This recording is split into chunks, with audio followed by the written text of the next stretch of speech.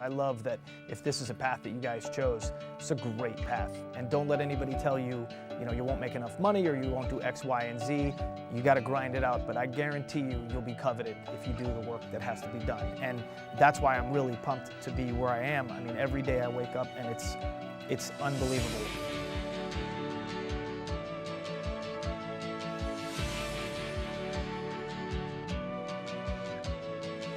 Every day is different, every project is different, and I always call, and I assume that you guys feel the same way. It's like arts and crafts, right? But you get to show people. It's moving arts and crafts that you can share, across the world. So it's a pretty cool thing. But writing, producing, directing, all of the things that you can imagine. And again, I'm a little bit, I carried a camera today for the first time in about 4 months on a shoot downtown. But I'm a little bit more of air traffic control. And I try to let my younger team make the decisions.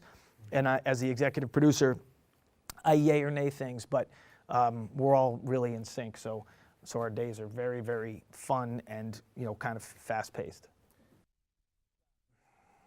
I think the one thing I love about just specifically the Bay Area and maybe even the West Coast is that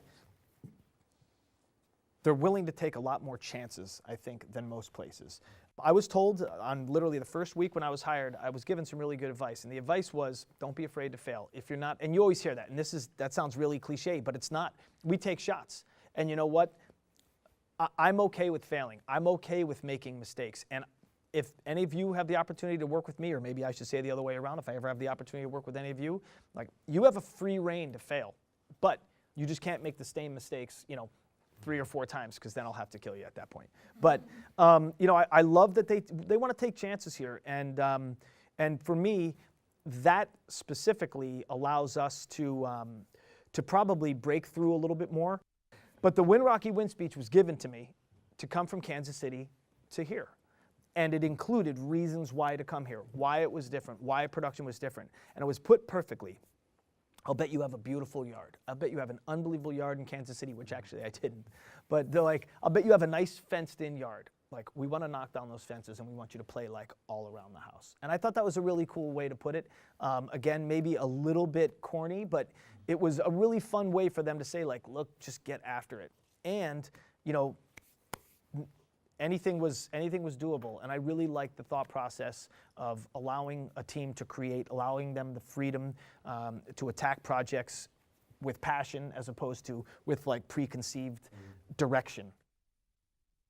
I've been blessed. Every good thing in my entire life has happened because of a football, and it's been an amazing thing. So if you can get to that point where you get your foot in the door with somebody in the business, wherever you want to live, I think the industry expects you to learn, be coachable, be a good teammate, and then invoke your superpower.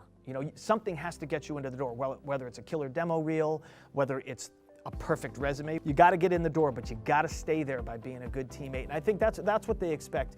I don't find a lot of absolute, geniuses coming out of school and attacking things perfectly. They are taught the proper way to do things, and through that and being a good teammate, I'll be like, I can't live without this kid. We have to hire him immediately. That's how I find him. I look for a kid who's hungry, passionate, good to the people around him. He listens, or she listens, and then of course, they have to have a tangible production skill.